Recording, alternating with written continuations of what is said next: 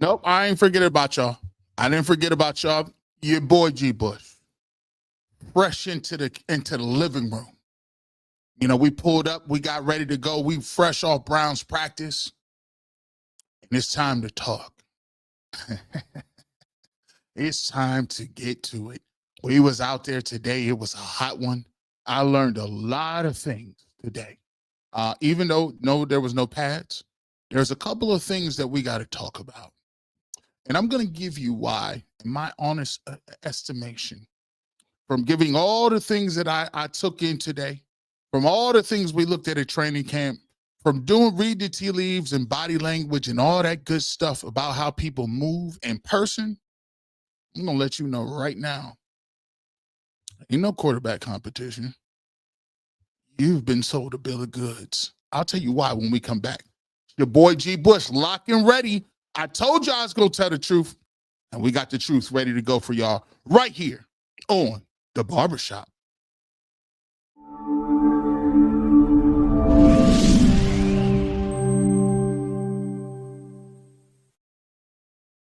Quality, service, atmosphere.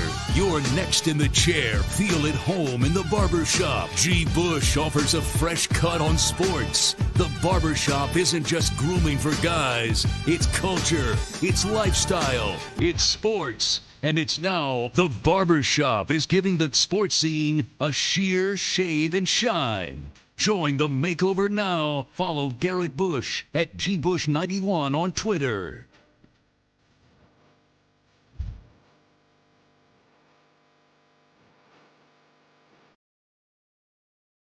Come on in and sit down. Barbershop is open. Let's take your numbers. Take your numbers and get ready, man. We pulling up, man. If you on UCSS, what's up? If we on the barbershop, what's good? If you on Twitter, how y'all doing? If you on Facebook, shout out to you right now. It's 318 and climbing in here in the building. And we got the sheet of integrity. I got it all written down. You see that? You see that? Let me see. You see it? I got it all written down. We was at practice today. It was a crazy one. It wasn't really that crazy. It was hot outside. They really wasn't running too much stuff. But I got the news and notes what happened at practice. And as I told y'all, when G. Bush does go to practice, I will pull up and let you know. I was supposed to be at practice yesterday. A lot of people reached out to me. I saw you. Yeah, shout out to the people who came to my house. Yeah, my pipe in the sewer line collapsed. So that was a whole big crazy operation, bro. It was nuts, bro. So shout out to the people who came out and took care of that. They had a mini construction site in my yard, so we couldn't go to practice yesterday. I was a little bummed out about it, but it was the first day. Second day, I was out there today, saw everybody moving. All the regulars was out there. The Jason Lloyds, the Tony Grossies, the Mary Kays, the Spencer Germans. If I miss your name, everybody was out there. And we was out at practice. And I'm going to give you what my honest estimation is of what I saw in training camp day 2 today. And I'm going to give it to you right quickly. To me, I'm going to let you know that right now, in my opinion, as I see it, there is no quarterback competition. There isn't one. I'm going to let you know that right now. And that's not because of specifically what I saw on the field. There is some things on the field that I saw that would lead me to that conclusion. But also, we're going to tell you what made me come to that conclusion based on Kevin Stefanski speaking today, Andrew Berry speaking today, also the way practice was scheduled today. So first and foremost, here's what I'll do. Because, don't nobody really care. I got a bunch of stuff. It's some Dylan Sampson. It's some Cedric Tillman stuff, second offensive line, but don't nobody want to care about that. I mean, y'all can get that later from somewhere else. You came to hear me what I got to say about the quarterback competition. Let's get right to it. Let's start today because Andrew Berry spoke to the press today. And Andrew Berry came out, and I thought this was very, very important to listen to. Remember, football and sports in general doesn't necessarily have to do with who's better than who. Football and sports is a corporate entity. It is a political entity. And always remember, It's not about what sometimes people say about you. It's about what they don't say about you. Tone matters, energy levels matter. And here's what I got from the energy level where I was at practice. It started early. Andrew Berry had a conversation. He had conversations with the media. Let me start off by him starting off his press conference with the note of Quinshon Judkins. Let's take a look at this. Let's take a look at this. Let me move my banner down. There we go.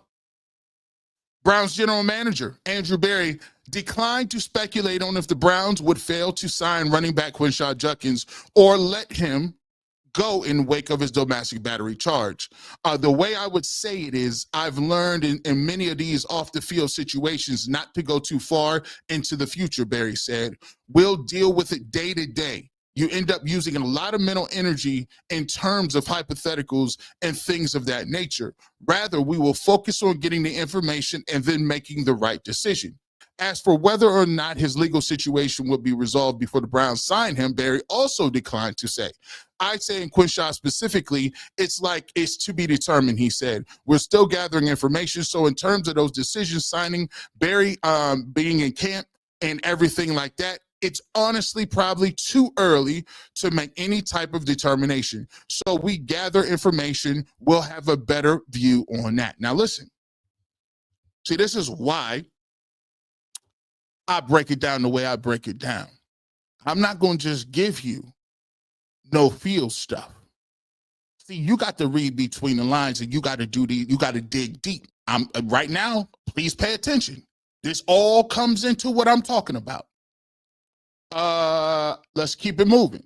Judkins, the Browns' second-round pick out of Ohio State, was charged with a misdemeanor domestic battery against his girlfriend on July 7th in Fort Lauderdale and is out of jail on a $2,500 bond. He's awaiting his first hearing. According to the police report, the woman said Judkins punched her repeatedly, including in the chin and the mouth area. This incident provided Thursday by Fort Lauderdale police says the victim stated that there had been prior incidents of domestic violence, but nothing to the point of what occurred in that case. The Browns will continue to investigate all facets of the case, as will the NFL.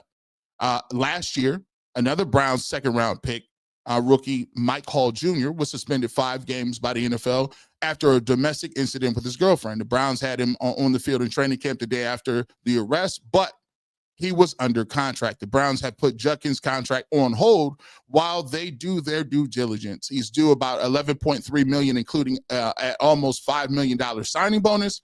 So why is it taking so long to sort out the Judkins incident when they had Hall on the field so quickly?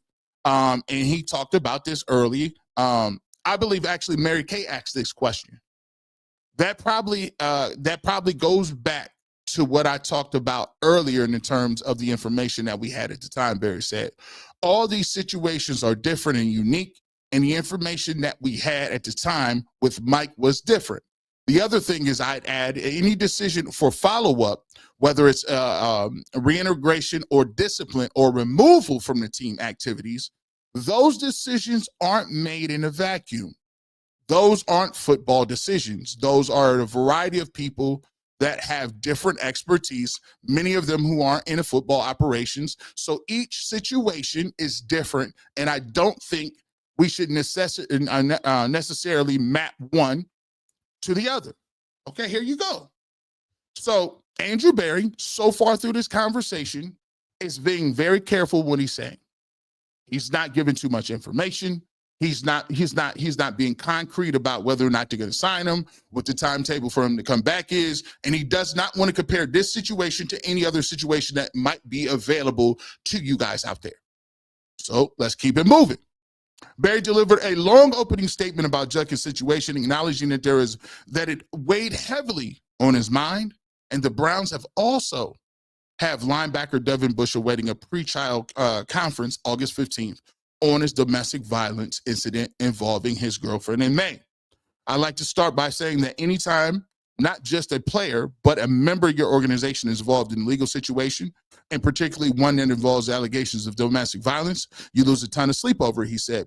You lose a ton of sleep over it, not just because of the seriousness of the allegation, but also because of the amount of time and energy you spend really vetting a person and who comes into your organization.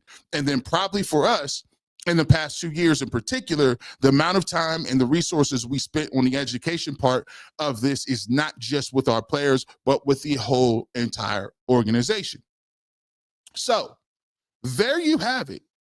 His thought process on Mike Hall Jr., his process on Quinshon Judkins. And then we get to this. We juxtapose that with what he had to say in terms of Shedeur Sanders. He also spoke on Shedeur Sanders today. In the first few months since he was drafted, Cleveland Browns quarterback Shedeur Sanders has faced off-the-field scrutiny due to a pair of speeding violations. Browns general manager Andrew Berry gave a blunt assessment of those incidents. When speaking about Shedeur Sanders, not smart, Berry told reporters Thursday, just not smart. On 2 separate occasions in June, Sanders was cited for driving over the posted speed limit. In one instance, Sanders was driving 91 in a 65 zone. In the most recent incident, the rookie quarterback was driving 101 in a 60-mile-an-hour zone.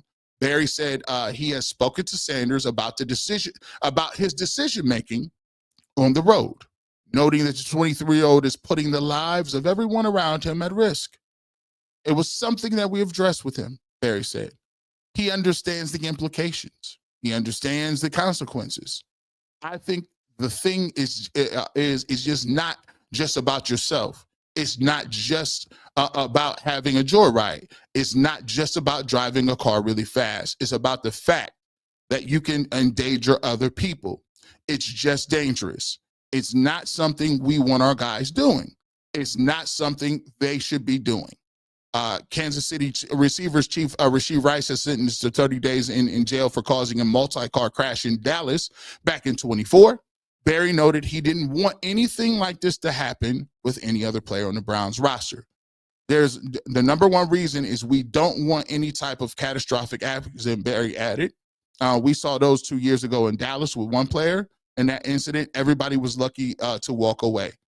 We don't want that occurring with anyone.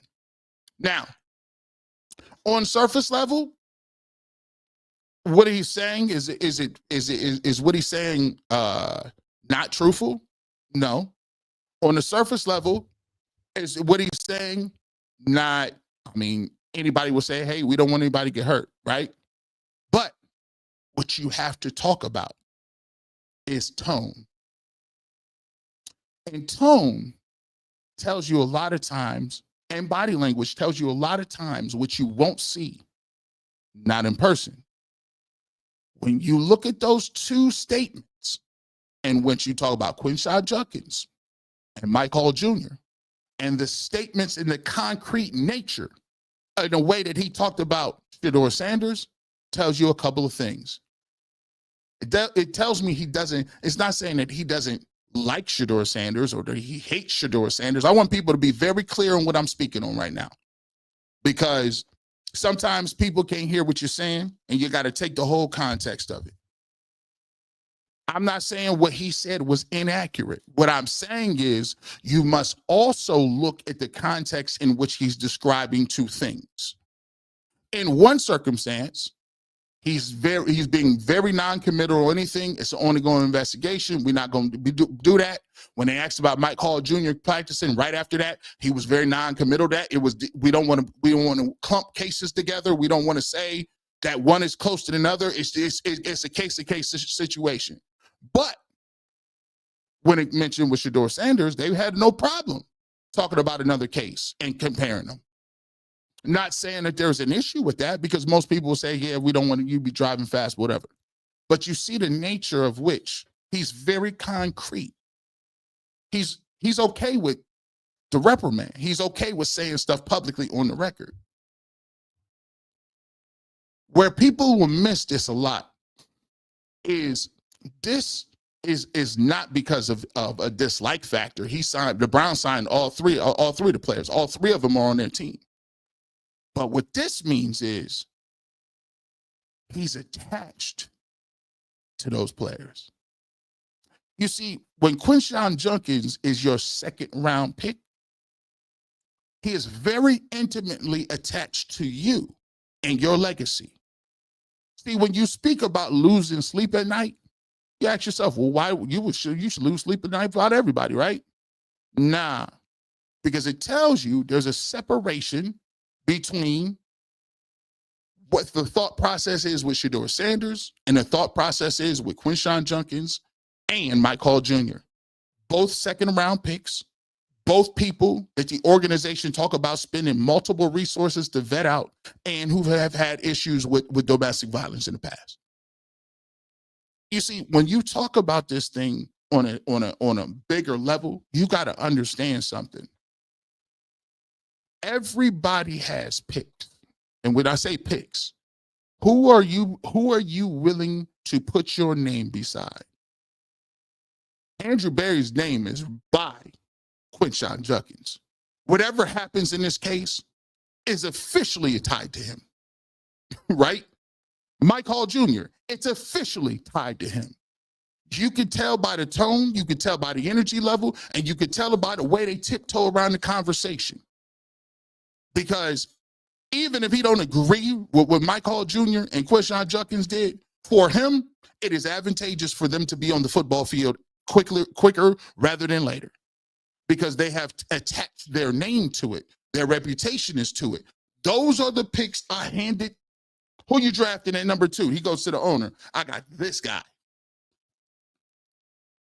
You can tell. All you got to do is read the tea leaves. The energy level is there. But when you talk about Shedeur Sanders, he ain't got no problem saying that was dumb. It wasn't smart. This is why we don't want our guys doing that. Somebody could get hurt. Not saying that he don't like Shedeur Sanders or Shedeur Sanders ain't part of the Cleveland Brown. There's a level of non-attachment to it. Let me give you an example. Let me give you a quick example. If you want to get somebody upset, right? Always go back. You can always tell who's in a relationship because they act different. You ever see two friends that used to be friends and ain't nothing there, and all of a sudden they start hanging out, maybe hooking up with one another, going on dates behind everybody's back, and then they start getting weird in public? You're like, what? I brought up Susie's name the other day. I'm like, man, you know who looked nice today? Susie. Your boy John look at you like, man, why you looking at Susie? You're like, dang, bro, we talk about Susie all the time. What you mean? Susie always look good. I'm just saying, Susie is smart, intelligent, and she comes from a good family. I don't think you should be over-sexualizing Susie. You're like, dang, John, you all right, bro? I'm cool with her. I just said her outfit was nice. I'm just saying, though. I mean, I would just rather not talk about it. I'd rather not talk about this.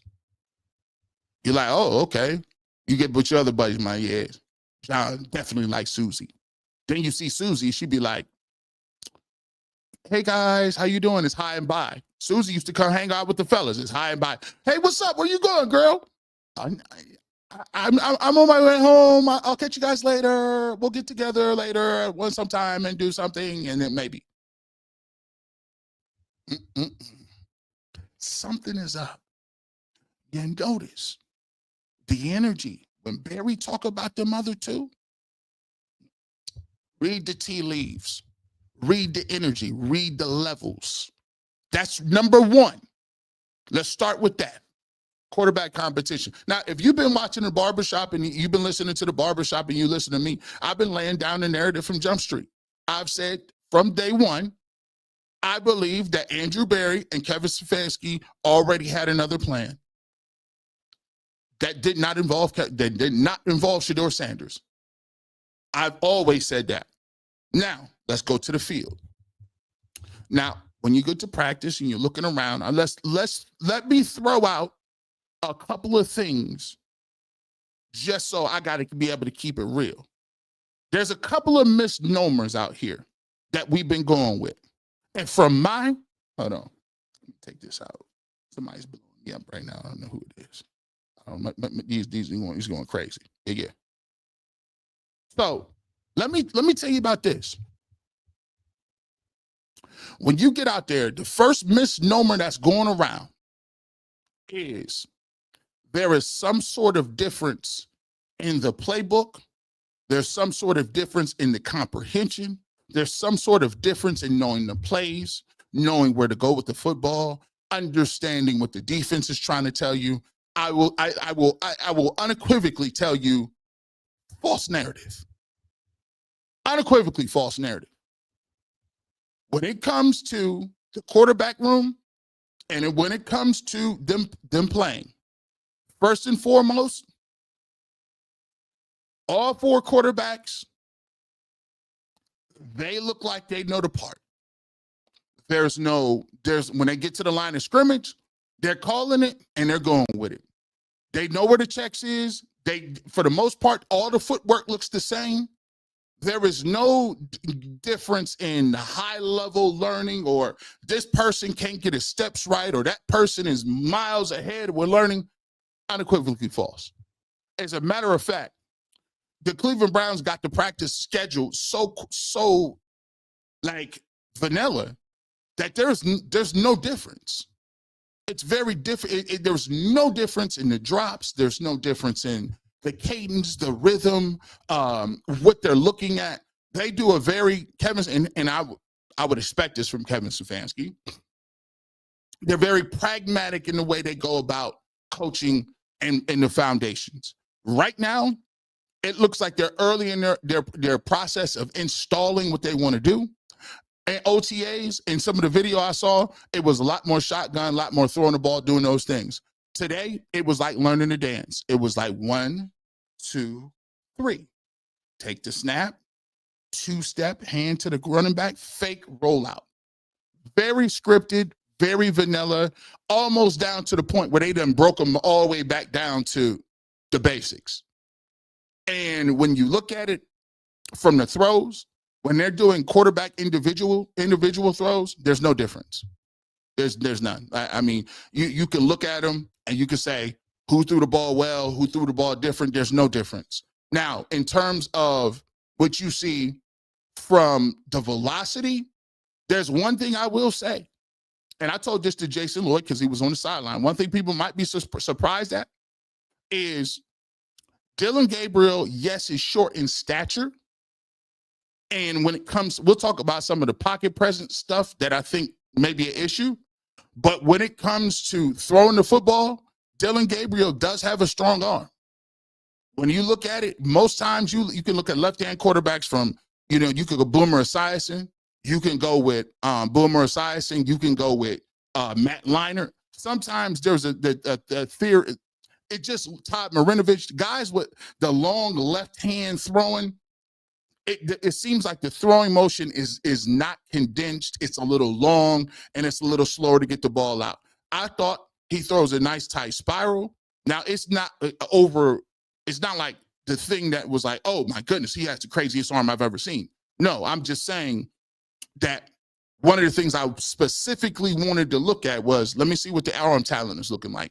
And I will say, from looking at it on the sideline, I told Jason, I said, okay, all right, I see what you got. He throws the ball and he throws a nice out route. He throws underneath routes. He really throws a nice tight spiral. Now, let me just tell you this. None of them, in terms of the quarterbacks, no balls hit the ground, really, because that's how rudimentary they were. So I wanted to start with that because people think I'm going to come over here and hate. I ain't no hater, bro. I just tell you how it is, right? Another thing that I will say is you look at on the field, I was watching how people navigate to Shedeur and how he goes about. Because there's when we get to it later on, I will talk about how I feel like what his path to playing is. Because I think there's three places where I feel like he can get to get a path to the football field. Because we'll get to the bombshell. I don't think there's no competition, right? I don't think it is. So now that we got that out of the way, Let's talk about why I believe there's no quarterback competition. When you go back and you watch this, and I started watching practice, today, Joe Flacco, he started off with the first team reps. Yesterday was Kenny Pickett. Flacco started off today. It was regular. They were running screen passes. Wasn't no deep balls thrown or nothing like that. So in the team session, Flacco goes first. Second was your boy Kenny Pickett, right? And then third was Dillon Gabriel. In the team place, Shedeur didn't get no reps, right? He was just watching, right? So then as we continue to go, they broke off into 7-on-7s. On the right-hand side of the field, they went down to the right field. It was Joe Flacco and Kenny Pickett. On the left side of the field, it was Dillon Gabriel and Shedeur Sanders. Now, during that period, Kenny Pickett got picked off, and it looked like it could have been a pick six by Grant Delpit. Now, I don't know if they ran the wrong route, but it was a pick six. It was a big play by the defense. Joe Flacco, they mixed in and out, and Joe Flacco was in there. He didn't really do anything crazy, like anyone no crazy throws or nothing like that, but that was a big play on that field. When they were running on the other field, Dillon Gabriel, Shedeur Sanders were moving in and out. They were working on underneath routes. As I said before, most of what you saw today was them installing basics. And if I'm being clear about it, it looked like a run install day, because that's the another big takeaway I took away from this practice is that the Cleveland Browns, they're going to be running this football early and often. They're going to be running this doggone ball early. I mean, look, maybe it was the install day that I was there, but boy, I mean, Pierre Strong was getting touches. He had a nice day today, but too. Dylan Sampson was a little bigger and faster than I thought he was, which is exciting. But in terms of what we looked at during the practice, though, it wasn't a throw day. And even when they was throwing the ball, it was all underneath stuff. There wasn't nothing over the top, right? So I looked at it and was like, okay, well, let's see. At the end of practice, you did see Shedeur did get some reps, but it was with the 2s and 3s kind of on the goal line. And here's what got me to the point where I felt like I was comfortable in saying what I'm getting to right now. I believe straight up that the game plan for the Cleveland Browns prior to them drafting Shedeur Sanders was to simply take Dillon Gabriel as a, I guess, flyer quarterback that they could, develop maybe as a backup quarterback, whatever the case may be. And the plan when they traded Travis Hunter to get another first-round draft pick, I wholeheartedly believe that Andrew Berry has already preliminarily evaluated and fallen in love with a quarterback next year. That's the energy level already. Because in this practice, there seems to be no energy level around even practically seeing if Dillon Gabriel or Shedeur Sanders can play ball. It's not. Right now, it's Joe Flacco and it's Kenny Pickett. And as I talked to you before, remember what I said early on in the contest. Sometimes in life, it ain't about whether or not you good or not. It's about whether or not who's tied to you, whether or not who chose you, who picked you. This is people's career you're talking about. So when he says they come out and say it's a quarterback competition, that is a red herring. That is a red herring. That is only unjust. The same way they said that they was going out there, the same way that they was talking that energy, that they went out there to get Travis Hunter, and Andrew Berry talked about how Travis Hunter was so good and how he was generational and all this. And then they got a defensive tackle. Yeah. Kevin Stefanski is not they're not invested in no quarterback competition, right? That's not, no. Their plan moving was to say, well, look, if we use Joe Flacco and we use Kenny Pickett and we could split them games up by 8-8, you know what I'm saying? We're 8-7 somewhere with that way. We might have an opportunity where we can fool people and bamboozle people to think we actually trying to win no games. But we're not actually trying to win no games. They ain't trying to win no games. They're not. I can tell you, because when you look at it, the goal now is instead of them doing the 8-8, when ownership, because by the way, it was ownership. Let me tell you that. By the way, now listen, I'm not ripping. I didn't tell nobody. I ain't talked to nobody. But I'm going to tell you exactly what happened. Ownership said, man, give me Shedeur. Go ahead and pick him right quick. That threw a monkey wrench in the game because Shedeur can actually play. He can actually play. To be truthful, as I watch each 4 of them throw the football, he's just as good as any other 3 of them. As I said, none of them look bad, right? They're doing rudimentary stuff. But when it comes to throwing the football, he's just as good as the rest of them. That goes for Flacco, whatever. Pickett, whatever. But here's the thing. It's what type of opportunity will you get to show that? What type of opportunity will you get to display that? And let me remind you, these are jobs on the line. These are people's career on the line. And the move to trade back is about a quarterback. It ain't about nothing else. The problem you have now is, let me tell you about the competing stimuli, the competing factions. Andrew Berry seemed a little on edge to me today. Kevin Stefanski seemed like he was chilling. Hey, listen, Kevin Stefanski had the unbothered look on. When he was talking about competition, he's like, whatever.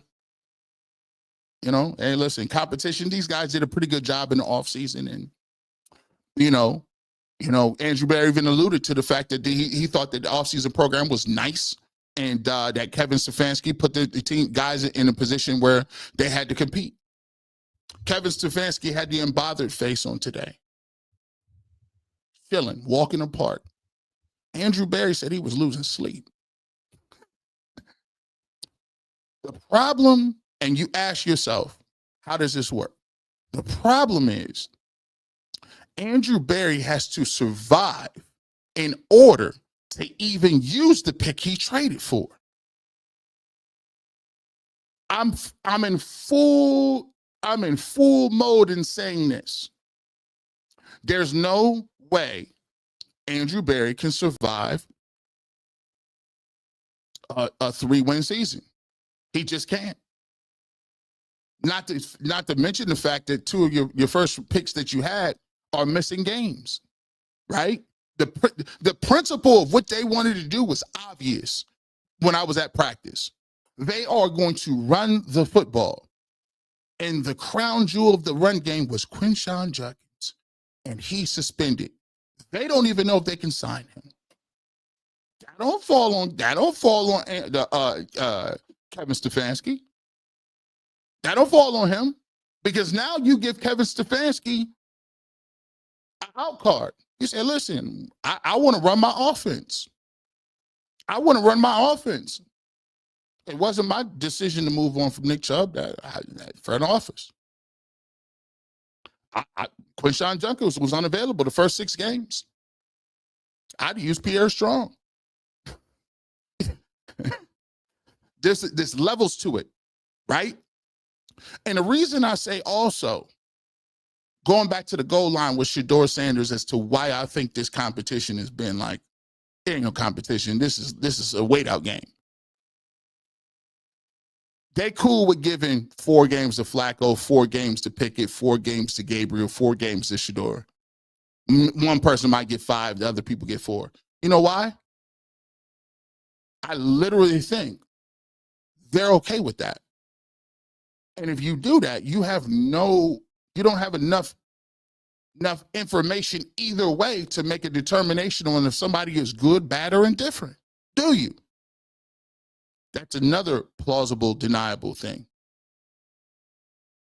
When you have 4 quarterbacks and you're interested in keeping 4 quarterbacks, that means you're going to play all 4 quarterbacks, or you think you might want to play all 4 of them. And if you split it up evenly, there's no way that you can go to the bank and say, you're going to tell me you're going to pass on a quarterback that you may have liked for 3 years because guy played 4 games pretty good. Worst case scenario. But there is also something that people that want to see Shedeur Sanders play or Dylan Gabriel play, there's one thing that they can work with is the fact that there's a person, an inspector, standing over all of it, and that is one Jimmy Haslam. To be honest, Shedeur's best plan of option is Jimmy Haslam. We'll talk about that coming up a little bit later. But let me get to this. This dawned on me as they were taking reps on the goal line. Shedeur was in there with the 3s, I believe. And the first snap that Shedeur had was a low snap. The ball basically like dribbled to him. They blew the play dead. Bad snap, defense goes crazy, right? Horrible. Like it was like it was literally horrible. Like he basically hit a ground ball to him. The second play, they come back again. Center snaps another low one. And this time the whole left-hand side gets blown up. It was, I don't know what they was running. Guy came free. Couldn't even throw the football. It was like literally 1,000, 1,000, right? There was a third play where it just looked, I don't even know what play they was running. Like, I was just like, and then it dawned on me. This is the problem that you have when you have the deck stacked against you. So to me, if, as I say, that there is no difference in the skill level, right? There's no difference in throwing the football or whatever the case may be that prohibits him from taking first team reps. The problem is when you are playing with the 3s and guys that aren't going to be on the squad, there is no literal way in which you can definitively prove yourself because you're at a disadvantage. You're playing with guys who aren't going to be on the team or are borderline pros. So now in camp, offense is always behind defense. So now for you to make a splash, for you to make a dent, for you to make anything move, you're going to have to make plays. So now you're counting on the 3rd round receiver to get open and catch the ball and not drop it. You're counting on the left tackle to pick up that blitz that you audible to. You're counting on the running back to punch it in on the goal line. You're counting on, if it's a 2-minute drill, that guys know the routes. And it's an uphill battle. To be honest, if you switch any of the quarterbacks and you put Kenny Pickett with the 3s, he wouldn't look good either. You put Joe Flacco with the 3s, he wouldn't look good either. The problem is, it's a self-fulfilling prophecy. How can you make plays when you don't have the level around you? But if you do make plays with that level or group of people, they don't count it because it's with the 3s. I mean, it was garbage time. I mean, does that really count? I mean, we can't even look too far into that, can we? I mean, it's garbage time. You're with the 3s. We can't read too much into that. See, that's the game that you're against. And when I mean that the deck is stacked against you, if you were having a legit quarterback competition, and a legit quarterback competition means everybody has a right or a share. Let me not say right, because no one has a right to anything, right? You got to earn what you get. So I don't want people to get misconstrued. But if there was a quarterback competition, which you said it was, every single person would be getting the availability to play with the highest level competition and against the highest level competition. If you want to see who's the best quarterback, it's simple scientific method. You put one quarterback in who's playing with the 1s, who's playing against your best defenders. You chart and see how they did. Okay, next day, let's see if that was Flacco. Next day, Kenny Pickett. You're playing with the 1s. You're going to go against all the best defenders. We'll see how you did in practice. Next day, Dylan Gabriel. Next day, Shedeur Sanders. Now, any comparison that you have is apples to apples. There's no conjecture. There's no, well, if you look this way, or who was he playing with, or why was this happening? You would need that because you would know your scientific method is solid. You're using the same competition. You're all thrown to Jerry Jeudy, David Njoku. You all have Jack Conklin. You all have Joe Bitonio and DeJuan Jones up front. You got your number one running backs. So now there is no jailbreaks or bad snaps. You can simply evaluate based on who is making the right decisions, who's throwing the ball, who's most efficient, and who has the most talent. In this case, in the way the things are set up, this is not the case at all. Now, Kevin Stefanski did say yesterday, I want to be accurate, that this is the setup for this week. However, next week on Sunday, I practice Saturday. On Sunday, he'll gather around, he'll get with the staff and talk about whether or not they want to adjust some things. Now, granted, some people will be in the chat and they'll say, well, G. Bush, you're doing too much. It's too much extra. It's just second day of practice. There's no whatever. There's no pads. Yeah. You don't have to tell me none of that. I understand it because I done played the game. I done been through these practices. And that's why, therefore, I understand and know that at this point, as you see in the screen, there is no competition right now. And I must say, right now, the deck is stacked against them. Now, after I get to some of these comments, 2,585 people, wherever you are, please hit that like and say hello for me. Whether you're on Facebook, whether you're on Twitter, whether you're on any social media or the barbershop, subscribe to the channel, and let's get to it. But when we come back, I'm going to get to some of these comments because I know there's some people in these comments. I'm going to give you the 3 ways that Shedeur Sanders can get on the football field earlier and what can and will make this a competition. There are 3 specific things that I think need to happen or could happen that propel him. But first and foremost, I want to see what y'all got to say about me saying the competition. There is none. I don't see anything right now. Who's hollering?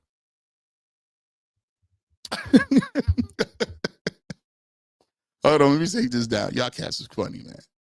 Ain't no competition right now. They be mad. Hey, Viva Herdendo 1 says, please let the Jets trade for Shedeur. Please. By the way, I would be mad. I'd be upset. I mean, I'm not trading him. I don't know what y'all talking about. I'm not trading nobody. You're just going to be mad at me. I am not trading him for I don't care if it's a 3rd round pick. Nope. Sorry. I don't need 3rd round picks. As you can see, the Browns mess up 3rd round picks and 1st round picks too. What them picks going to do for me? Nothing. I mean, trade nobody. But, people did talk about that. Number 12 has worse O-line and throwing to a guy in a leg brace. That's the problem. Miss Tien, we appreciate you. That's the problem. And that's the problem that I see with, I wanted to evaluate the structure of what they was doing. Because a lot of times people talk about this quarterback competition. I wanted to see if the quarterback competition was valid to start with. To me, I didn't see nothing that said that the Cleveland Browns is invested in Shedeur Sanders starting. Not the coach, not the general manager, not the reps, not the energy. I mean, I'm just looking at it. Like, listen, that is a beautiful, sometimes you got to look at the smoke screen, bro. Like, people say it's conspiracy theories. You got to look at the smoke screen. There's a lot of stuff going around where they telling you one thing and they moving another way. They're not moving like it's no obvious quarterback competition. Like, it ain't even like that. Like, come on now. It might get to that. They might come around. They might get there. But as we talk about it, nah. Let's get to it. Who else next?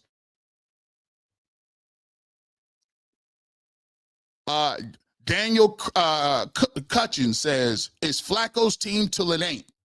Let me tell you this. They went with Kenny Pickett the first time, yesterday. They went with Flacco today. Here's what I'm going to tell you. If it was me, I wouldn't even be having a Kenny Pickett argument conversation. You know how I feel about it. Joe Flacco will start into a certain point in time, and then we make it a move to Shedeur.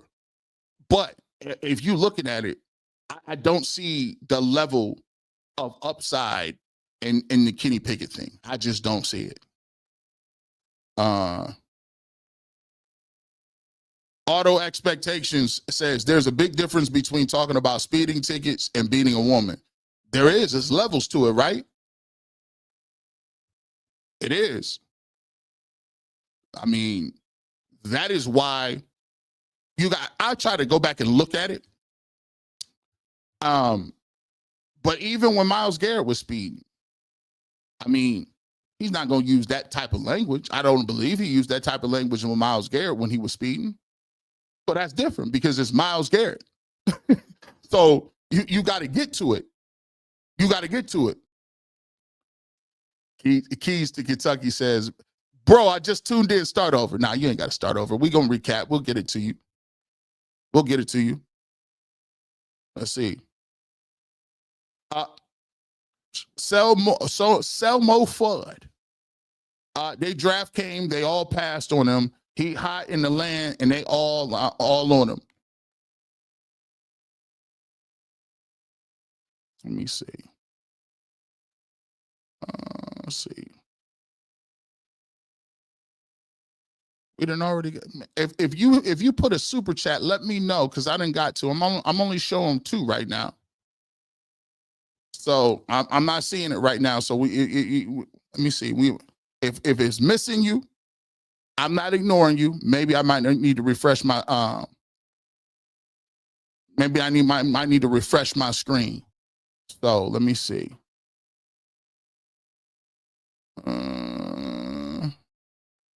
Let me see this. KR Thunder. He says Quincy Carrier was arguing the same thing with different words. I think I saw a blog with Quincy that he was kind of talking about it a little bit, of the same situation. But you know, I can only give you what I thought and what I see. And to me, the whole four quarterback thing is a smokescreen. It's something to keep people off the trails a little bit. All right, so we took some screenshots here of the super chats. We appreciate y'all if you got a super chat. Let's see. D. Dell says Stefanski and Barry are worthless. Nothing fair about what they're doing. We need free Shedeur's t-shirts. Praying they trade him. They don't mean with him well. Great show, G. Bush. I think too, you guys have to learn, understand this. These organizations be having 2, 3, 4, 5, 6 year plans about stuff. And here's the problem with it. The problem is this. When you have people who are looking on a 3 to 4 year schedule, sometimes people don't even be in their own, they don't be in the mix for them. And so a lot of people don't understand this about like sports in general. Sports is a political generator. And when I say political, it's political in nature in terms of it's elections, right? So I'll give you an example. People be like, yo, there's fair and free elections in like Guatemala. No, they're not. on the face of it, it's a free and fair election, but it ain't free and fair. And when you in some village in South Africa or you in North Korea, the dictator, he's been freely elected 75 times in a row. You're like, that's easy to do. When you got the National Guard sitting there with machetes and AK-47s at the ballot box. That's free and fair too. Hey, when you got military tanks going down the street and it's right back next to the ballot box with all the people coming from the village to vote, you got second thoughts on basically being like, yeah, I don't know if I'm going to, I don't think I'm going to vote for the local dude. He might have to lose this one. You got the dude sitting at the ballot box looking at you. Talk about, you sure you want to make that move? Hey, It's the same way about, listen, quarterback competitions. Yeah, it's open. It's open, kind of, but not really. But we got some other super chats. Hit me up. Shout out to my wife over here handing me the super chats. We got, go ahead and take the screenshot of them. We'll take them. We'll make sure we get y'all in here. All right, we got a couple more here. Morning Coffee. Who is Shedeur's agent? Calls need to be made. Free 12. Listen, you know what I will say about Shedeur? And I'll give him credit for it. Remember I told you Kevin Stefanski was unbothered? He was unbothered. This dude was out there talking to everybody he saw. The coach, the trainer. After every rep, he had his helmet off. He was by the coach. He was attentive. He was dapping everybody up. He was back there talking to every quarterback that came off the field. He had energy when he came out early. And think about this. He missed no throws. He gave every opportunity he got. He completed the pass. He was congratulatory to people. He was literally unbothered. He is in a great mental shape, and he is in a great mental place. And let me tell you why that counts. We're talking about this now, but let me tell you why you should be encouraged. All right. But yeah, he was unbothered. He was out there doing this thing, bopping around. So I don't think it's the agent. He ain't got to say nothing yet, but he'll get to it. Yoshi Dochi 2006 says, I saw Stefanski's spurt when Shedeur was drafted. I saw Barry's frown. Haslam made the pick, but on the behest of the coach. Cracks in paradise. Yeah. Let me tell you this. Let me tell you this right now. Let me see if I got some more in here. Here we go. It's updating now. It's updating now. Let's see. Yoshi Dochi also says, what about those poop brown helmets? Nasty work. Next time, have your boy G. Bush pull up on y'all, bro. Nasty work with the helmets. Now, if you throw a visor and wear some black, it could look decent. It all depends on if you good or not. But I thought they could have did so much better. They could have did something else. Paul, the true believer. Thanks for being truthful. I'm discussing with the Cleveland Browns. They should just trade him so that he can have a real opportunity. Look, man. I said, let me put this back up. I said that's of today. KR Thunder gifted 5 Ultimate Cleveland Sports Show memberships. Thank you guys so much for that. If you over there, hit the like button. I'm going to be back at camp on Saturday. And this will kind of be important a little bit because he said they may reset this thing. They may reset it. And they may change the order coming up in the next week. Now, again, I do want to preface. They was doing remedial stuff. They was doing, I mean, this is football 101 stuff. They wasn't doing nothing crazy. They was going over footsteps and learning how to run play action. That was it. G. Bush, if the Browns were smart, they would embrace Shedeur and get their money back that they wasted in Watson. $250 million in jersey sales. With the money Shedeur would bring in, it would be recouped that. Here's the problem, Joseph Jack. I don't really care about the money recouped with Watson. I think he can play. I think that's the biggest thing that we keep missing in this whole thing is, and sometimes it happens that way as we get to talking about the in-betweens and the backwards and the forwards and who picked who and why did he fall and is he really, like, more than anything, Shedeur Sanders is a good football player. More than anything, I feel like Shedeur Sanders has what it takes to be a franchise quarterback. More than anything, I think Shedeur Sanders has a special it quality that you look for in players at quarterback.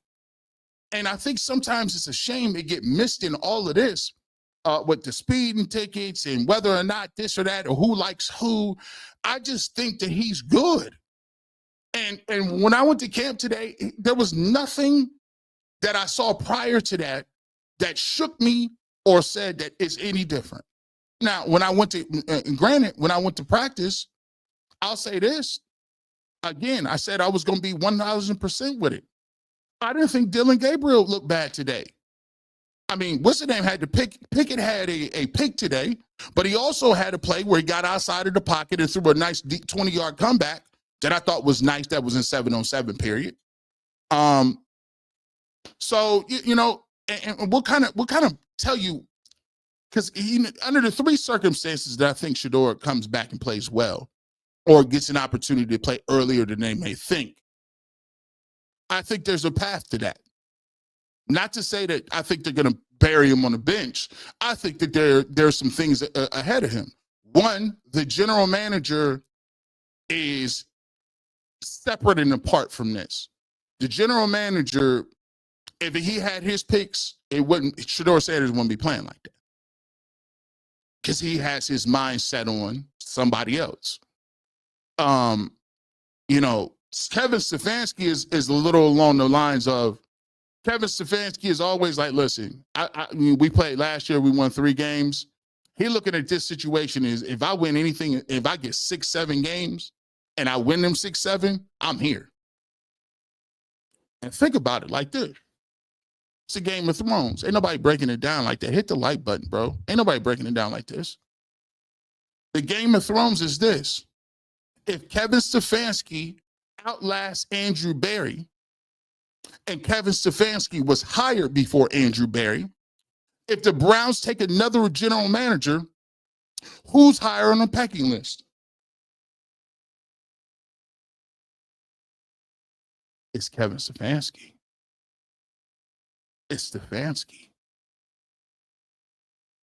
The general manager may be the general manager, but you think he gonna come in and have the cachet? No, you're new, bro. I outlasted the last general manager. I got 2 coaches of the year. And I had a quarterback. And look what I did with the roster and the deficiencies. He'll have his pick of who he wants. And guess what? If you draft a quarterback, and Kevin Stefanski is the person who drafted said quarterback next year, you're not going to fire the coach who drafted the quarterback and put him on his roster and taught him his scheme. There's no way you're going to fire him the next year. He automatically gets 2 to 3 more years just because of the amount of draft capital that you have invested in the quarterback. Y'all see how it's work? Listen. Y'all better stop looking surface level, man. It's bigger than that. It's bigger than whether or not Shedeur Sanders can play or not. It's about how you maximize. Now, if Shedeur Sanders come out of nowhere and somebody get hurt and they blow in the doors, he come in and he kills it, then Kevin Stefanski and Andrew Berry ain't stupid. You take the layup. You take this. You take the win. Take the compliment because it fell into your lap. But that ain't what that ain't the plan. That ain't what we doing. And all you got to do is take a look at how they talk. Take a look at the energy. Jonathan McGriff, just a question. I think Andrew Berry did play football. Kevin Stefanski did play football as well. I think Kevin Stefanski was a defensive back. Andrew Berry, I do believe, played football. I understand he's a Harvard guy. I know you don't have to, but it doesn't hurt. Thanks for Baker, Buck fan.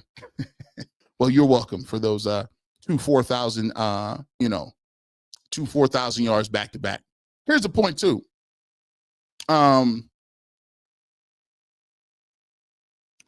There is one contingency, and we'll get to this because I think I want y'all to crash out yet, because football has a way of working things out. Life does too. Hey, G. Bush, do you think they're giving Kenny Pickett and Gabriel reps with the ones because they're trying to unload them? That could be a thing. I don't believe, Paul, the true believer, I don't believe that they're going into this camp believing that they're going to keep Flacco and Pickett. And I think the reason that they can't do it is because of the contingency of the fan base that has no stomach for that. I think people don't understand this, and this is the great thing about football and the competition of it. Coaches and general managers cave to pressure all the time, Right now, it's hot outside and it's middle of the summer, and they throw these nice fancy terms out and how they want to move and what they want to do in their thought processes. But it's a different thing when your team is wanting something and it's cold and it's getting dark early and your kids got to go to school on Monday and you've been looking for the Cleveland Browns to do something all week and they come and lay another egg on Sunday. And it's 6 o'clock and y'all listening to the barbershop post game and G. Bush is eviscerating them, pointing out how garbage they is and how they punted on the season. And it's a thing that happens. It's called, we don't give a you know what about your plans. Because what happens is every king knows this in a kingdom. Every king knows it. That's why they got to have gladiatorial games. The fan base will keep showing up only as much as everything is not going to you know what. If you're 1-6, 1-7, you keep trotting out old dudes that's 40 plus years old and you got dudes sitting on the bench tossing the ball up and being unbothered, there's no way the fan base is, because what starts to happen is you start to do that at your own peril. Think about what happened last year. Deshaun Watson was playing so bad that it turned into, once he tore his Achilles, they booed him. That's how Tim Couch was playing so bad one year that he got hit. Tim Couch talks about this to this day. He got booed. Jed Wills, the fan base turned on him like, oh, no. You're a top 10 pick. He still ain't mentally made it back. You don't understand how bad it is if on national TV you're getting beat and they start cheering or chanting for Shedeur Sanders. That's the reason. Let me just give y'all the heads up. That's the reason that people don't like that on their team, because you can't hide a person like that. Like, let me just give you the facts. You can't. So it's like this. You can't hide G. Bush. I talk different. I move different. I say things different. I'm unapologetic about certain things. So, and I do my homework and I bring it and I show up. So you can't hide and say, well, we're not going to give you this opportunity, or we're not going to show you no love, or we're not going to give you this, or we're not going to give you a chance. No, because people like that create chances, right? People create their own lane. Like, what are you talking about? There's nothing you can say. I'll get on these sticks and talk myself into the ether. I'll talk to a black screen because I believe it that much. You can't hide certain people. That's why it's uncomfortable to bring guys like that in as a 5th round pick, because when people get a chance to see that he can play, and then you're trotting guys out here that may not necessarily be good and you're losing games, he's going to motivate people to be like, nah, we ain't hearing that. And coaches don't like that, because usually when that happens, you're on the next thing smoking. You're out of here. Some general managers and coaches never come back from that. Let me just give you even if the mandate is to lose, ask Sashi Brown. They told Sashi Brown, the last general manager, they said, listen, we're trying to go 1-31 so we can get these draft picks. And you know what the owner did? He came back and fired him. After they went 1-31. Hugh Jackson was like, how you gonna fire me? You told me we were supposed to be losing. You gave me a contract extension after we went 1-31. Then you fired me. See, you got to learn. It's the Game of Thrones, bro. It's all about the long live the king's dead, I'm the new king. That's how quickly you get replaced. Let me just keep it doing. Mary S. G. Bush, thanks for being out there and always keeping it real. God is finally has the final say. Shedeur is going to be all right in Cleveland or not. Number 12 is the real deal. We're going to talk about that coming up too. Yoshi Doshi says, if you can ball, you can ball. Let the ballers ball. I agree. Neil Gray says Stefanski and Andrew Berry is not in a win now mode. Their energy and body language is of losing mentality. The fans deserve better. Hey, I'm telling you, they're not trying to put them, listen, Eric B., thanks for keeping it 100, G. Bush. I appreciate you. Eric B., as always. Stefanski only on the hot seat if Saban says yes. Torrance Lee. If you had to ask me in a temperature gauge, Stefanski was posted. It looked like he had certain conversations that I ain't gonna say they gave him, but he was unbothered. The two unbothered people of the day go to Shedeur Sanders and Kevin Stefanski for different reasons. Now, I know your eyes tripping. Please don't trip. Here's what we're gonna do. Let's get back to this, and I want to show you something. Here's the ways that I believe in the crystal ball. Shedeur Sanders does get a fair shake and opportunity. Number one, if there's some sort of injury, injuries happen all the time, especially when you're 40 or things happen. You look at the situation with the Jets and Justin Fields, injuries happen, things happen all the time, right? If at that point in time, there's any sort of injury where you are forced, because now what they're going to do, they're not just going to, see, here's the thing. When you say there's a quarterback competition, people will hold you to that. They'll hold you to that standard. So if Joe Flacco or Kenny Pickett or Dylan Gabriel get injured and they miss a practice or their elbow is sore, they held them out, guess what? You have to give Shedeur those reps because they're going to say, it looks odd. Like, how you going to say it's a quarterback competition when somebody's out and you still don't get reps? They're not going to do that. They're not that dumb. So that's one scenario in which I can foresee that happening. The second scenario is this. When they go to these inter squad scrimmages against the Panthers and the Eagles, and the Eagles got a crazy defense, you're going to start to see the deficiencies in real life. Because I will say this about Dylan Gabriel. He has a more strong arm and throws a tighter spiral than what I was hearing about.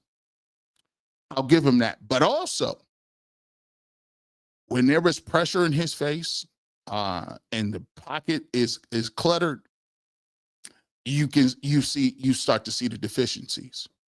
The windows closed down. It looks like it's claustrophobic. He's not as accurate. He sailed a pass in the end zone when there was people in his face and it was a really enclosed space, and then went too much space to work with it. He airmailed a pass in the end zone, and that's just part of what it is. Everybody can look good when it's clean and 7-on-7, you throwing it out. But the problem is when that pressure get to be in your face, and I just out there. Look, I'm 6'5". And I'm 6'5". I'm probably over 300. And when I was out there, I was just looking at the size of the people in front. And it's difficult. I mean, he has to find a throwing window every time. And Shedeur isn't the biggest guy in the world, but Dylan Gabriel, when the pressure and the people in the condensed spot, it's tough in enclosed spaces. So I'll say that. The second thing is, when they go out there to them inter-squad scrimmages, it's one thing to have a plan. But when you go out there and there's pads on and you get embarrassed or it's looking bad, you do some reevaluating because you really don't know how good or bad you got it until you start going against other people that ain't letting you have that underneath stuff. That is not going to cater to what you want to do. That's not going to be like, oh, well, just sit the ball on this side. Let's put the defense in a bad situation so we can get a look. No. They're going to be running upfield. That pass rush is going to be there. Them corners going to be a man-to-man. And if you got Kenny Pickett or Joe Flacco or whoever is out there and they're not looking good and they got the majority of the reps, sometimes you can win just by another dude losing. Because people going to write that. The Zach Jacksons of the world going to say, oh, listen, they went against the Cleveland. Hey, they went against the Eagles. They had the Eagles out there looking like they was the 2-3-time champs. They couldn't get off the line of scrimmage. They couldn't catch the football. They was getting balls knocked down into the line of scrimmage. It's nasty work. That's the second thing that I see. And the third thing is this. And this sucks, right? But I've been in this situation before. I'll give you a case in point. I was in high school. I'm actually in my high school Hall of Fame. I don't know how I made it. I was decent at something in my life. But coming up to my junior year after we won the national championship, you know, we had guys in front of you that went to the league. All the guys that played in front of me went to the NFL, played long careers. I did not get an opportunity to even start until the last scrimmage game a week before the first game. The coach's son played my same position. And they was like, all right, well, you in the twos, you running with the twos, you running with the twos, you running with the twos. And one day, we got ready to go to practice, and they asked, where is he at? He wasn't on the field. His dad was yelling and screaming, where is he at? He said, Coach, he's in the training room. He said, GD, go get him out of the training room. Go get him. It was already too late. See that 71 kid over there? They said, oh, you need somebody to go in there with them ones? And when I went in there with the ones, they had the nerve to run this little trap play. Now, I had already seen it coming 3, 4, 5 times in a row. And needless to say, when they gave the ball to the trap guy, it was all she wrote. I met him in the backfield. And as a matter of fact, I celebrated. I danced all over the place. I almost took my helmet off. He said, get him on the sideline.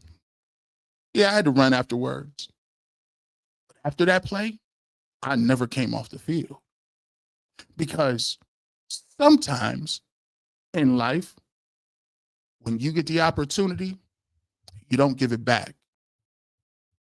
And God-given ability is undeniable. You can be mad all you want. And all you can ask for is an opportunity. Sometimes people don't give you the opportunity. It just falls in your lap. So with Shedeur Sanders, when and if he gets his opportunity, and as I so eloquently said the last podcast on Ultimate Browns or wherever you're looking at, sometimes when you get your chance, don't play it safe. They expect you to play it safe. They want you to play it safe. They want you to dink and dunk and move around and be efficient. Efficient is not getting you at the bottom of this deck. Deck stacked. Efficient play is not going to put you in a position where they're going to give you an opportunity to be the guy. I don't see that in your cards. But what I do see in your cards is the fact that you do this, right? I met his agent. I've met Boogie before. Shout out to Boogie. He probably listening right now. And the first thing I told Boogie on the airs of UCSS, I said, Boogie, first thing I want to tell Shedeur Sanders is never switch up.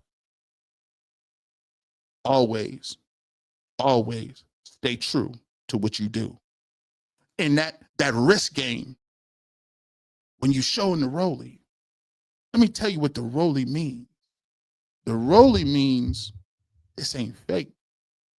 That rollie, the bust down rollie, the Rolex is a sign of elegance, a sign of being different, a sign of, hey, listen, I don't care if you wear a real Rolex and you're digging in the garden. I don't care if you got a real Rolex and you put it underwater. I don't care if you got a real Rolex and you're running around with it. That boy ain't gonna turn. That boy ain't gonna tarnish. That's the rollie. So you have to be unbothered. And when you get your opportunity, it's show out. It ain't hand the ball, it's show out. Because that is what gets you in the field. That the playmaking ability, the ability to continue to sustain plays, the ability to throw under pressure, the ability to make plays where they didn't think it was. See, the thing about me, and I always realized what it was, I never quite got it. It ain't the practice. They say, well, when I look at him in practice, he ain't that fast. When I look at him in practice, he don't even be doing that. Matter of fact, he look like he's sleepy. But guess what? When them lights came on, I was electrifying. See, that's the difference between me and the rest of y'all. Y'all can read off a script. Y'all can tell the stats and scores a little better than me. But when I get on these microphones, I'm electrifying, bro. We turn it on. Let me go live and it's over. Y'all can do it like that, but you can't do it like this. And that's what I respect about Shedeur. So he got to bring that back. It ain't went nowhere. He got to recognize and let people see that, yeah, practice is cool and I got to do this stuff in practice. But where you will earn your position is when the lights come on. When the lights come on, be special. We're not talking about a Timex watch.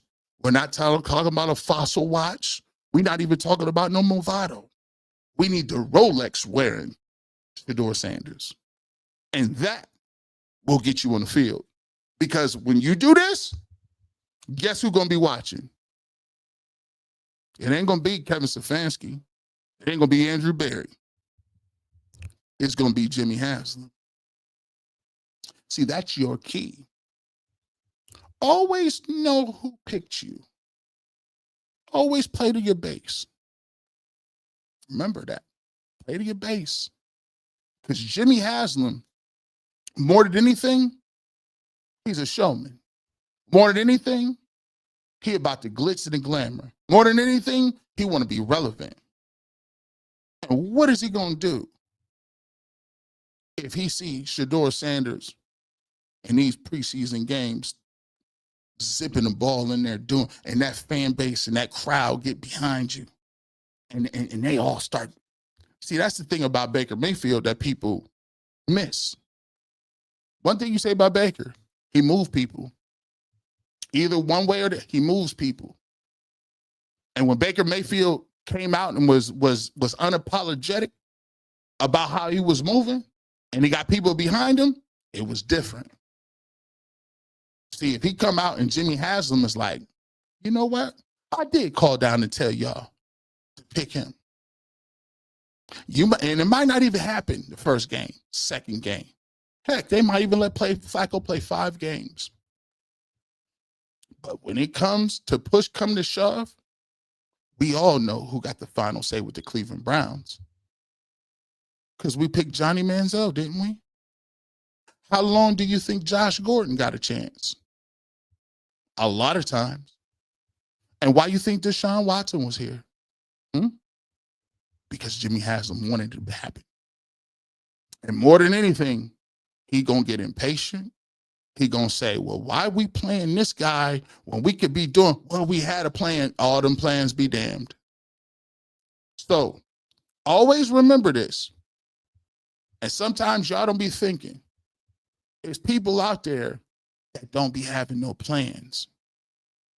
Just like when you go to work inside that organization, they got a plan for you and everybody else in there.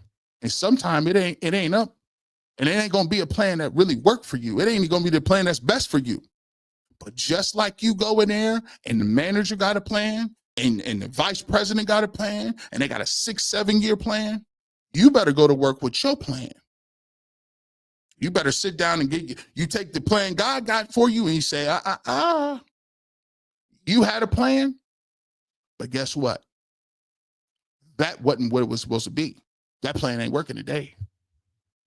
You better go in with a plan.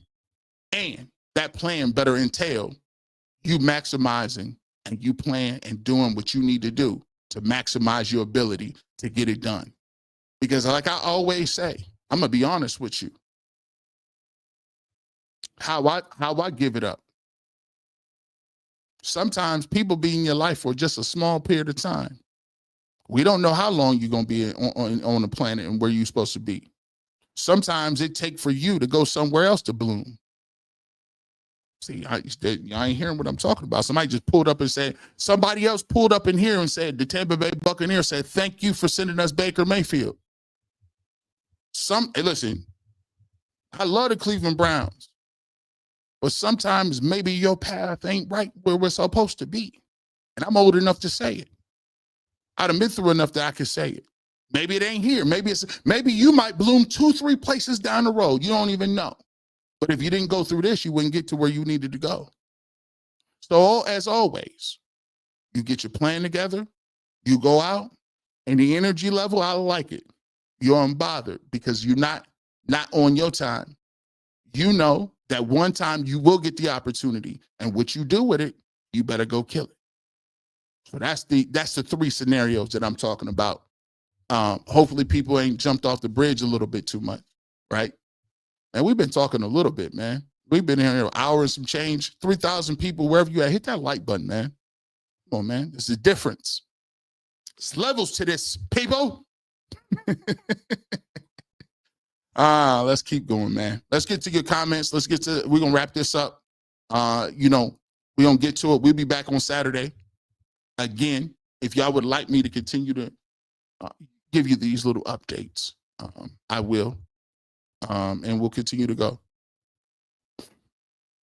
Chantel Pitton. Let me see. She says, G. Bush, you notice Joe never got 11 on 11 yesterday, and Shedeur never got 11 on 11 today. But the other two did. Maybe a cut is coming. Here's, I noticed that. And I like y'all's conspiracy theories too. I like the way y'all put that together. There is something to be said about this.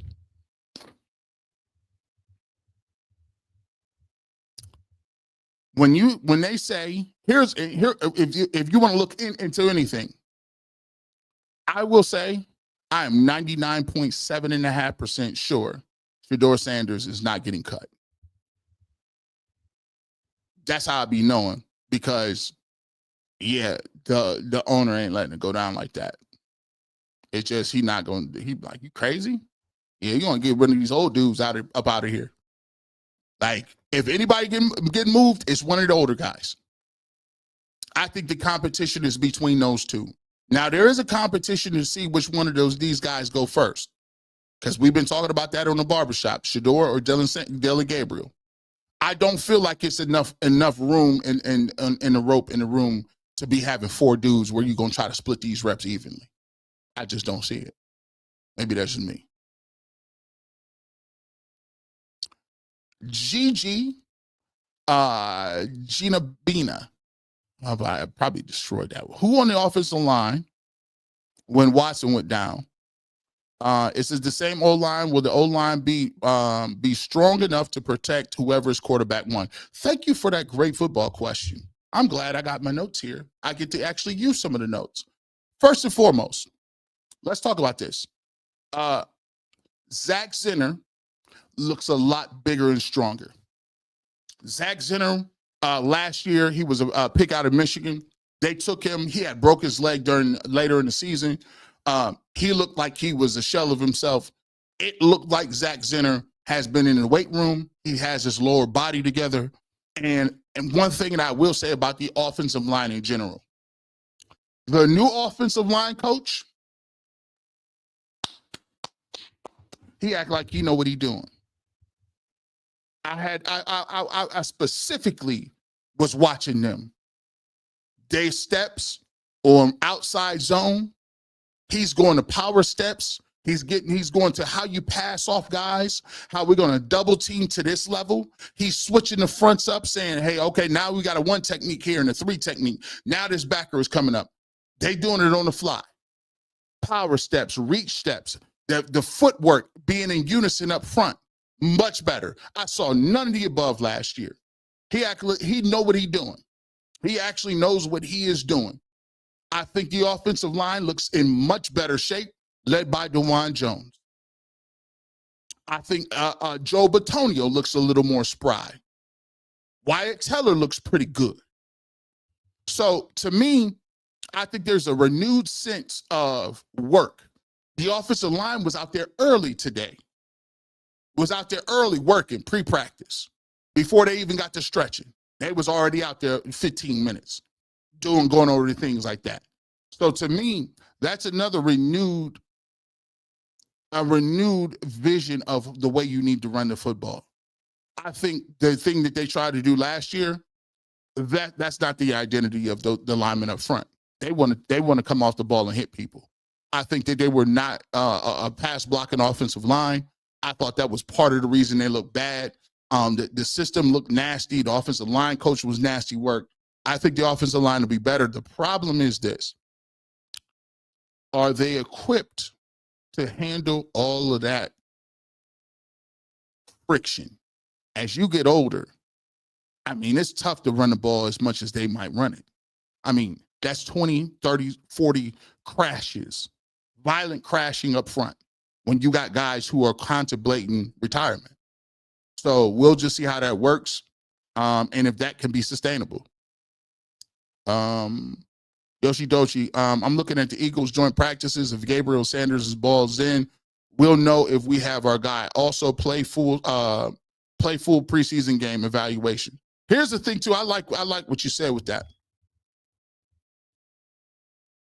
If you're gonna say that you already know what Kenny Pickett and Joe Flacco are, there should be nobody touching the field except for Dillon Gabriel and Shedeur Sanders in every preseason game. One of them is going to play the first half, one plays the second half. Switch it up. One plays the first half, another plays the second half. Switch it up. And you heard it here first. I do not want to see Kenny Pickett in no preseason games. You know why? He got all the reps in practice. He got all the reps in the joint practice. Why do you need to see him? You didn't play Deshaun Watson all them games. You didn't play. No starter was playing them other games. Last year when they was going through it, there needs to be no, trust me, it should be Shedeur, Dillon Gabriel. Let's figure it out. 3 preseason games. That's how I would move with it. Let's see what this is. SG, appreciate you. They will let the mascot start and get reps before Shedeur in order to bury him on the bench. Well, right now I didn't see the dog pound mascot out there, but it's as of today, I would say that is a correct assessment. As of now, I would say yes. Lee, someone has to fill the new stadium. 12 will. Yeah. Here's the thing. It ain't gonna be about the new stadium. Trust me. There is the way he carries national coverage. You're not only gonna get people in the stands now saying that, you're gonna have people and announcers moving around saying that. Yeah, we need that right now. You don't gotta wait till the new stadium. You'll hear that today. I mean, it's 3,000, it's 4,000, it's 3,500 people in here. For 3,500 people in here. You know why? Because we talk about Shedeur Sanders in the quarterback competition. That don't move. Ain't nobody else moving nothing like that, bro. So, yeah, people going to want to see him play. G. Bush, do you think it is true about Shedeur getting traded to the Jets? The Browns leadership want to lose. Nah, we're not trading him. I would be very disappointed. I told you, there's a 99.7% chance he's on the roster. Listen, why would you do that? That's the worst nightmare you could possibly have. Like that, like if I'm the owner, I'm like, nah, bro, we're not doing that. Listen, if you cut Flacco or you cut Kenny Pickett and they go somewhere and play well, who cares? Ain't nobody gonna say nothing. But you trade him and he goes to New York, the biggest football market in the game, and he balls out? What? And he was sitting in your lap? Nah, we're not going to do that. Nope. We can have them other two. But we're not going to do that. We're just not. We're not going to do that. Let's see. We got some new comments down here.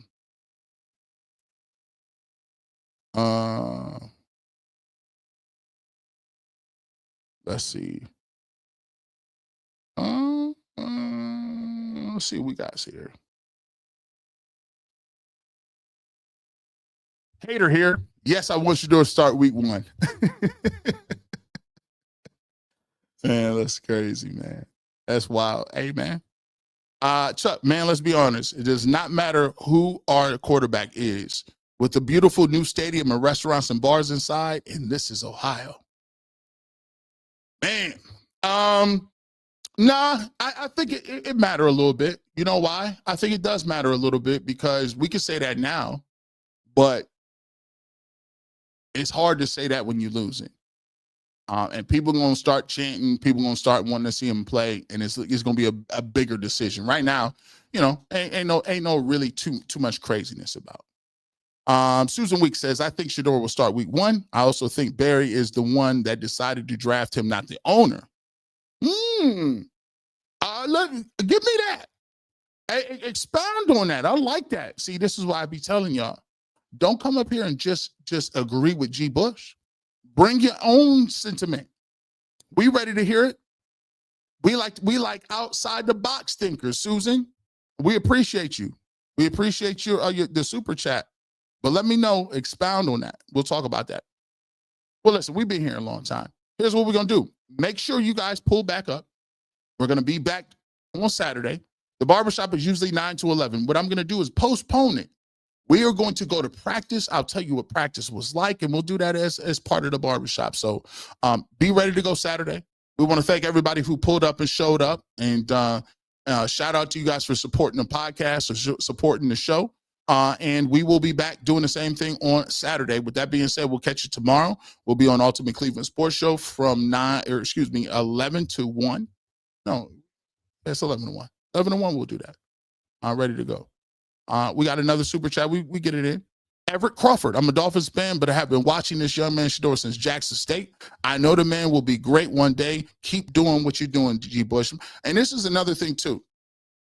Shout out to all the people out there, man. You know how many people that I've seen in the chat that say, hey, I'm a long time Packers fan. My man Everett, I'm a Dolphins fan. People talk about they're a Ravens fan and a Steelers fan.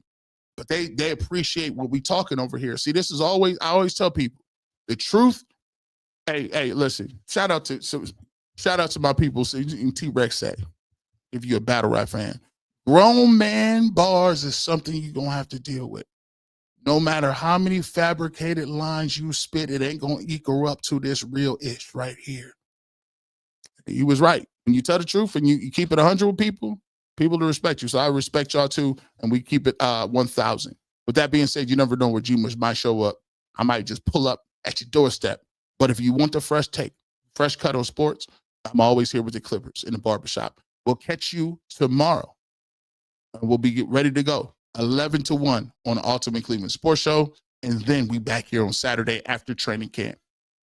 Enjoy the rest of your evening. And as always, no matter how mad I get at them, let's go Browns.